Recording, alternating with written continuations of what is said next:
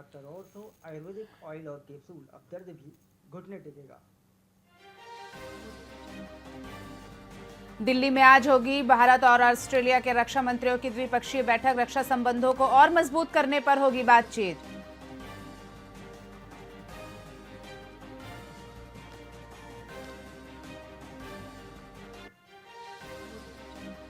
Landslide के बाद सिक्किम के लाचेन और चाटन में अब भी फंसे हैं करीब 150 पर्यटक। आज फिर शुरू होगा रेस्क्यू ऑपरेशन। पूर्वोत्तर में बाढ़ से भारी नुकसान।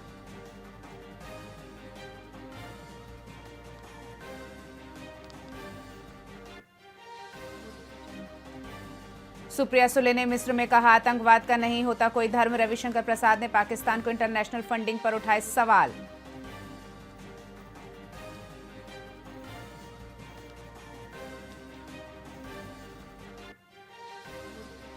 कई महीनों की अस्थिरता के बाद दक्षिण कोरिया को मिला नया राष्ट्रपति। लिबरल पार्टी के नेता ली जे-म्यूंग ने देश को हर संकट से उबारने का लिया संकल्प।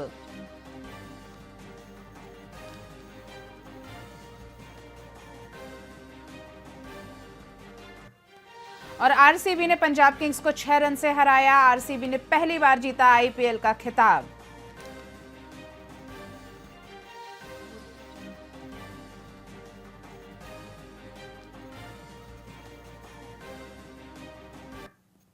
नमस्कार, स्वागत है आपका वीआईपी न्यूज में। मैं हूं डॉक्टर रानी रैकवार। रुक करते हैं खबरों की ओर। बस्तर क्षेत्र पिछले कई दशकों से माओवादियों की गतिविधियों से प्रभावित रहा है।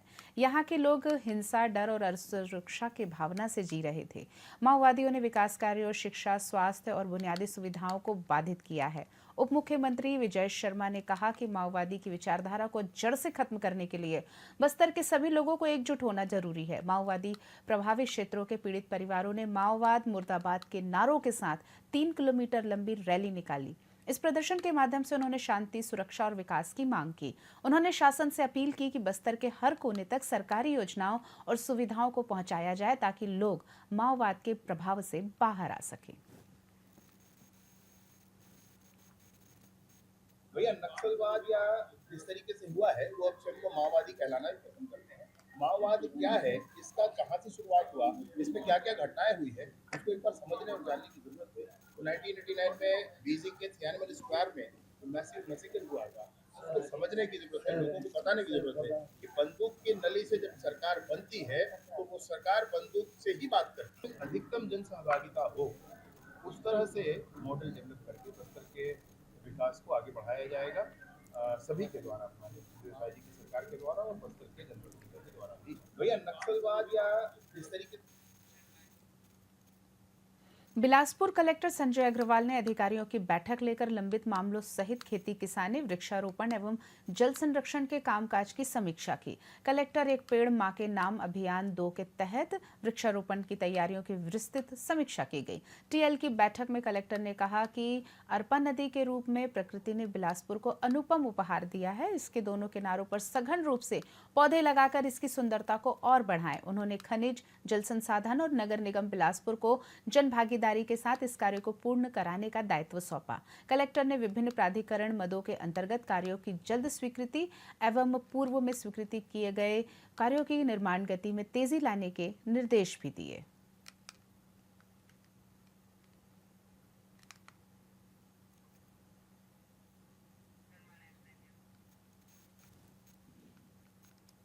छत्तीसगढ़ के बिलासपुर जिले में लकड़ी तस्करों ने वन कर्मियों पर कुल्हाड़ी से हमला कर दिया। घटना में डिप्टी रेंजर घायल हो गए।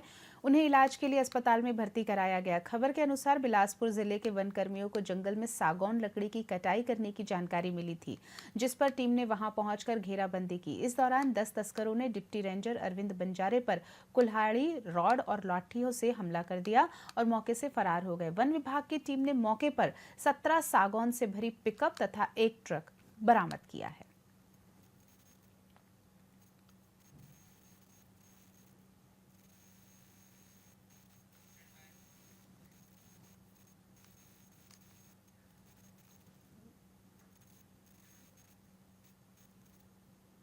बढ़ते हैं डोंगरगढ़ की खबर की ओर।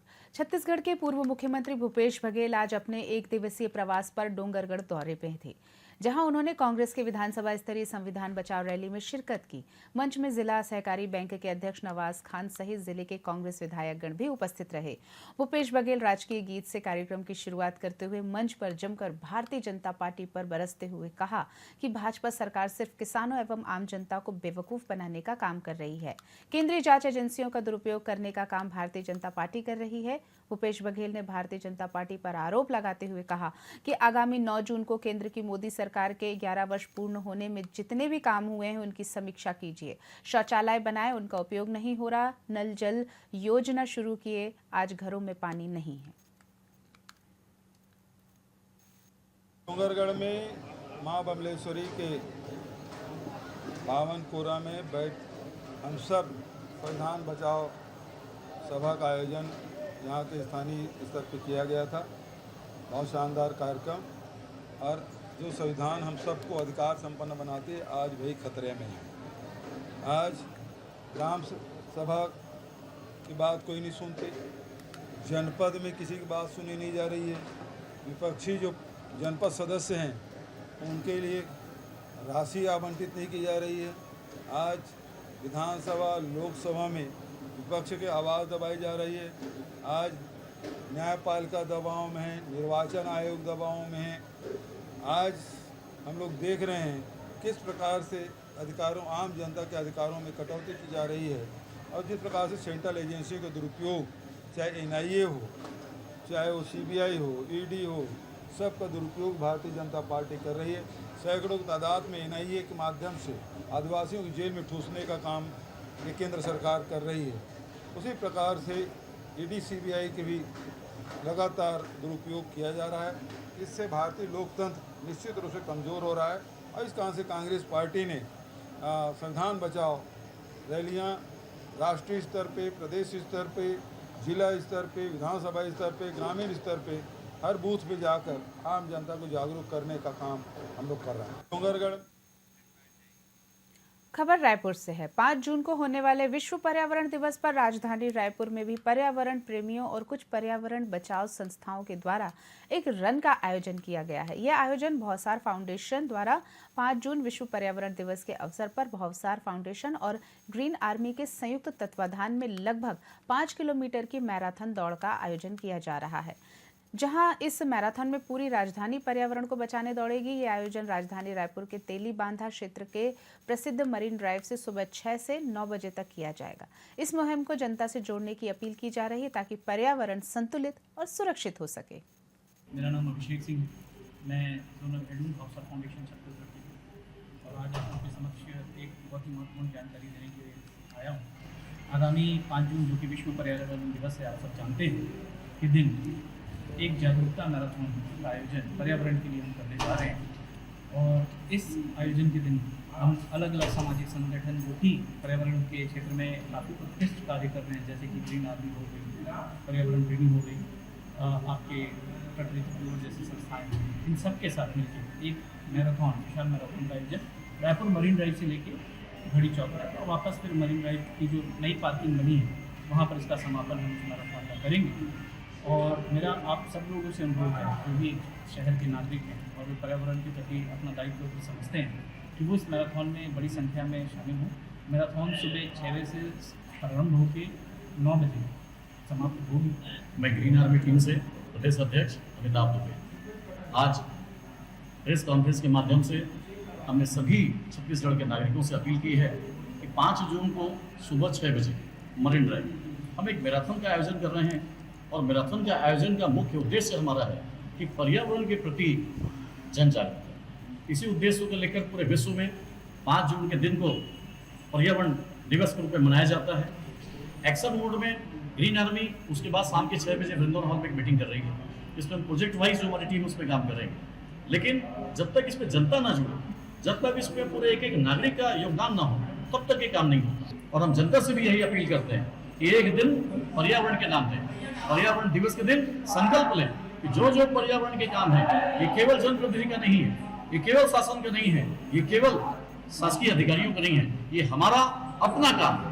हर व्यक्ति ये बोले कि मैं पर्यावरण संरक्षण के लिए आगे हूँ, यही मुहिम लेकर हम उस दिन आ रहे हैं। धन्यवाद। दुर्ग नगर पालिका निगम विश्व पर्यावरण दिवस के उपलक्ष्य में नगर पालिका निगम द्वारा आज निगम सभागार में चित्रकला प्रतियोगिता आयोजित किया गया। मेयर अलका बाघमार की मार्गदर्शन में तथा पर्यावरण विभाग प्रभारी कांशीराम कोसरे एवं पर्यटन संस्कृति विभाग प्रभारी हर्षिका जैन की प्रमुख उपस्थिति आयोजित रही, जिसमें बड़ी संख्या में बच्चों ने भाग लिया। इस अवसर पर सभापति श्याम शर्मा प्रतियोगिता सभागार में पहुंचकर प्रतिभागी बच्चों का उत्साहवर्धन करते हैं। इससे पूर्व प्रतियोगिता में भाग लेने और पहुंचने वाले बच्चों का जल गृह प्रभारी लीना दिनेश देवांगन, पर्यटन संस्कृति विभाग प्रभारी हर्षिका संभव, जैन विद्युत विभाग प्रभारी ज्ञानेश्वर ताम्रकार, पार्षद सरिता विनोद चंद्राकर ने तिलक लगाकर सबका स्वागत किया। निगम द्वारा आयोजित ये चित्रकला प्रतियोगिता बच्चों के लिए एक महत्वपूर्ण अवसर थी। इस प्रतियोगिता ने बच्चों को प्रकृति के प्रति जागरूक करने और उन्हें पर्यावरण संरक्षण के प्रति प्रेरित करने में एक महत्वपूर्ण भूमिका निभाई। बाद में आज की ये चित्रकला प्रतियोगिता हो गई बच्चों की। उसके बाद हमारा आगामी कार्यक्रम है 5 तारीख को, 5 जून को, जिसमें सुबह 7 बजे से महाराजा चौक पे हमने साइकिल रैली का आयोजन किया है, जो बोरसी प्रगति मैदान जाएगी। वहाँ पर हमारे मुख्य अतिथि एवं सब पार्षद एवं मोहल्लेवासी मिलकर 200 पेड़ वहाँ पर लगाएंगे मैदान पे। ये हमारा कार्यक्रम है। उसके बाद में कल पर्यावरण के दिवस से शुरुआत होगी पेड़ लगाने की। हम पूरे शहर में इस बार 10,000 पेड़ लगाने वाले हैं। तो इसके लिए हम सभी से निवेदन करते हैं, आम जनता से, कि हमारा सहयोग करें, नगर निगम का सहयोग करें पेड़ पौधे लगाने में। धन्यवाद। खबर शिक्षा विभाग से है। बिलासपुर जिले में शिक्षकों के युक्तियुक्तकरण की प्रक्रिया शुरू हो गई है।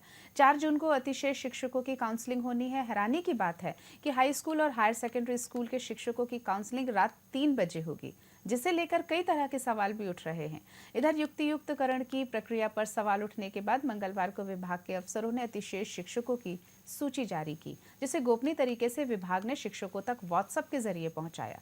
सूची में बिल्हा ब्लॉक में 62 व्याख्याता शामिल हैं। वहीं जिले के करीब 800 शिक्षक अतिशेष हैं, जिनका युक्तियुक्तकरण करने का दावा किया जा रहा है। हालांकि अभी तक विभाग ने रिक्त पदों को सार्वजनिक नहीं किया है। विभाग के अफसर इस प्रक्रिया को पूरी तरह गोपनीय रख रहे हैं। बगैर अतिशेष और रिक्त पदों की जानकारी के काउंसलिंग की प्रक्रिया को लेकर शिक्षक साझा मंच ने बड़े खेल होने का आरोप लगाया है। संघ का कहना है कि इसमें पारदर्शिता का अभाव है।